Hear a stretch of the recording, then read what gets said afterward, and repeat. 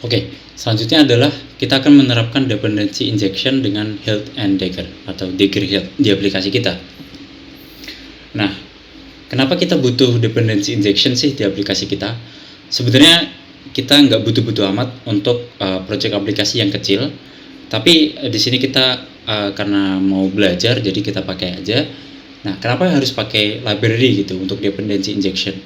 Ya, tujuannya adalah biar nggak ribet aja sih sebenarnya. Karena kalau dependency injection secara manual itu akan memakan waktu dan membutuhkan kesabaran karena kita harus mempassing objek satu demi satu seperti itu. Nah, kalau kita menggunakan library seperti Hilt and Dagger itu dia akan melakukannya di balik layar. Jadi kita hanya perlu menginisialisasikan satu kali saja. Nah, alasan di sini saya menggunakan Hilt and Dagger karena dia itu memiliki sintaks dan anotasi yang jelas gitulah. Seperti contohnya itu singleton, provides, modul, dan lain sebagainya. Di sini kita mulai dengan database module, lalu kita lanjut dengan repository module. Oke, di sini teman-teman masuk ke dalam folder DI, kemudian buat satu file bernama database module. Database module ini kita harus buat anotasi menjadi modul untuk memberitahu kepada Hilt and Dagger bahwa ini adalah sebuah modul. Kemudian kita memberi anotasi install in singleton component untuk memberitahu Dagger atau Hilt bahwa ini adalah singleton component. Kemudian langkah selanjutnya kita akan memprovide database kita dan DAO kita. Mulai dengan anotasi provides, kemudian singleton untuk membuat dia menjadi singleton atau satu instance.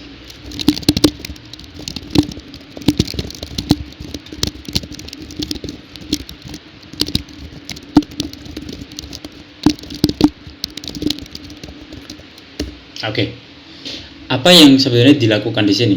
Jadi kita membuat 3 function yang selalu diawali dengan provide. Artinya adalah kita memprovide instance dari yang kita inginkan. Misalkan di sini kita membuat instance dari app database supaya semua kelas atau function yang membutuhkan app database itu akan diinjek, ya. Dependensinya akan diinjek. Jadi instance ini akan bisa digunakan di semua file di aplikasi kita. Seperti itu. Kurang lebihnya seperti itu. Nah, selanjutnya kita membuat repository module.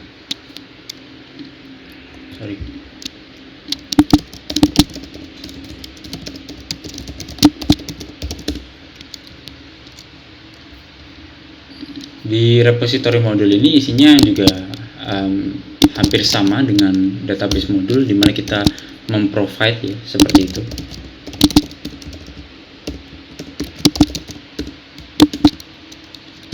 Provides add singleton one provide task repository, ya, dimana kita akan membutuhkan DAO, yaitu task DAO.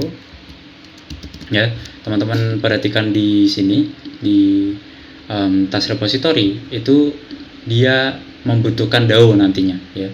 Jadi kita akan membutuhkan yang namanya DAO di sini. Nah, karena di sini membutuhkan DAO, kita harus mengambilnya atau kita memanggil task DAO di dalam function ini.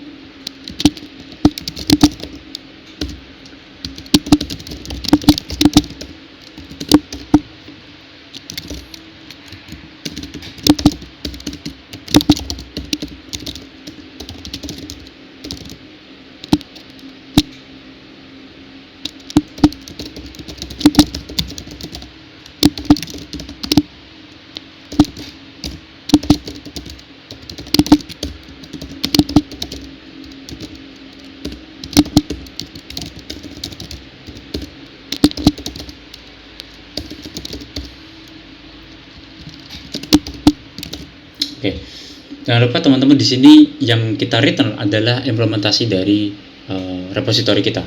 Oke, ini adalah modul-modul yang sudah kita buat. Kita berhasil membuat 2 modul, yakni database modul dan repository modul. Langkah selanjutnya adalah kita menentukan starting point dari aplikasi kita. Langsung saja kita ke main activity. Di sini kita buat saja kelas baru bernama app, yang mana ini adalah turunan dari application. ya. Seperti ini. Dan di sini teman-teman tambahkan sebuah anotasi bernama Health Android App seperti ini. Dan pada main activity di sini teman-teman tambahkan anotasi Android entry point. Selanjutnya kita harus panggil app ini pada starting point aplikasi kita di Android manifest di sini. Kita panggil .app seperti ini. Maka dependency injection menggunakan Dagger Health berhasil terimplementasi di aplikasi kita. Kita bisa mulai dengan running aplikasi kita. Oke, di sini saya mendapatkan satu buah error teman-teman, di mana kita belum mengimplementasikan task filter type. Saya kelupaan ini. Jadi ya, kalau teman-teman running dan gagal ya tidak masalah. Ya, kita akan implementasi task filter type nanti. Oke.